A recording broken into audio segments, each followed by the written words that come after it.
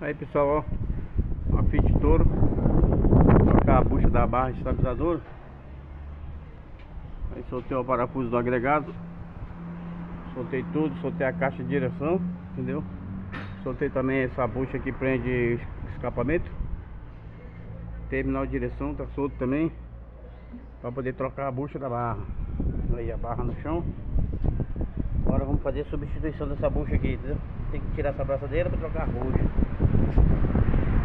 Aí depois a gente vai montar de novo. Mas não precisou arrancar o agregado fora, entendeu? O quadro não precisou arrancar, só foguei os parafusos e puxei a barra por aqui, fui tirando ela devagarzinho, ela vai saindo a barra, tá? Aí você economiza muito tempo.